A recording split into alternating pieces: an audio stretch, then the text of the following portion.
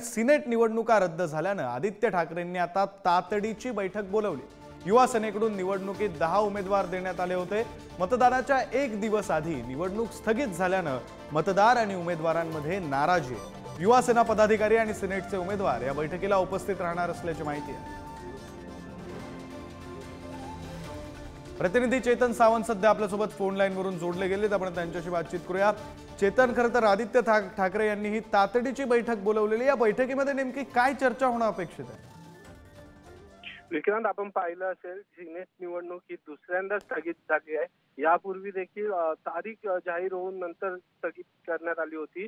तर यावेळी आपण पाहिलं असेल की मतदानाच्या एक दिवस असताना ही जी निवडणूक आहे ही स्थगित करण्यात आली होती। आदिसभा म्हणून या निवडणुकीकडे पाहिलं जातं आणि या निवडणुकीचा खरं तर विद्यापीठात खूप महत्व मानलं जातं आणि गेले वर्षानुवर्ष ठाकरेंची शिवसेना ही निवडणूक, युवा सेना ही निवडणूक लढवत आहे। यावेळी देखील युवा सेनेकडून 10 उमेदवार या सिनेट निवडणुकीसाठी देण्यात आले होते, मात्र ही निवडणूक घेण्यात येत नाही आहे। वारंवार या निवडणुकीला स्थगिती आणण्यात येते। या अनुषंगाने आज आदित्य ठाकरे यांनी महत्वपूर्ण बैठक आता 12:30 वाजता मातोश्री इथे बोलावली आहे। सिनेटचे सर्व उमेदवार आणि पदाधिकारी, त्याचबरोबर युवा सेनेचे पदाधिकारी हे या बैठकीला उपस्थित असतील। त्याचबरोबर वरुण सरदेसाई शिवसेना सचिव हे देखील या बैठकीला उपस्थित असतील। नेमकी कारण काय आहे? एकंदरीत जर पाहायचं झालं तर मतदार आणि उमेदवार या दोघांमध्येही नाराजी यामुळे पाहायला मिळते आणि त्या पार्श्वभूमीवर आदित्य ठाकरे यांनी ही बैठक बोलावलेली आहे। धन्यवाद दिलेल्या या माहितीसाठी। तर यात सिनेट निवडणुका रद्द केल्यानं संजय राऊतांनी संताप व्यक्त केलाय। हरण्याची भीती असल्यानं सिनेट मुंबई पालिकेच्या निवडणुका घेत नाहीत असा दावा संजय राऊतांनी केलाय। तर सिनेटच्या निवडणुका पुढे ढकलण्याचं कारण काय असा सवाल राऊतांनी विचारलाय। आम्ही निवडणूक जिंकणार हे समजताच ऐन वेळी निवडणूक रद्द केली असा दावा राऊतांनी केलाय। तर महाराष्ट्रात घाबरट सरकार आहे, तयारी झालेली असताना निवडणूक रद्द करण्यात आली। 2 वेळा सिनेटच्या निवडणुका न घेण्याचं कारण नेमकं काय असा सवाल राऊतांनी यावेळी विचारला।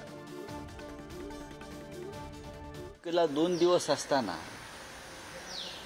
ही निवडणूक पुढे ढकलण्याचं कारण काय? याचं कारण इतकंच आहे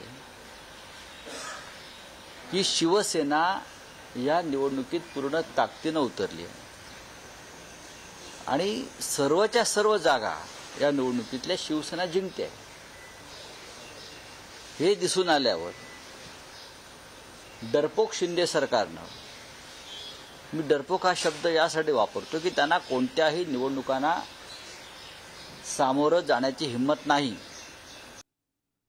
दरम्यान सिनेट निवडणुका पुढे ढकलल्यावरून मनसे नेते अमित ठाकरे यांनी सुद्धा टीका केली आहे। मुंबई विद्यापीठाचा कारभार म्हणजे फक्त रात्रीच खेळ चाले असल्याची टीका त्यांनी केली आहे। मागील निवडणुका जाहीर झाल्यानंतरही रात्रीच्या वेळीच राजकीय दबावाला बळी पडून परिपत्रक काढल्याचा अमित ठाकरेंचा आरोप आहे।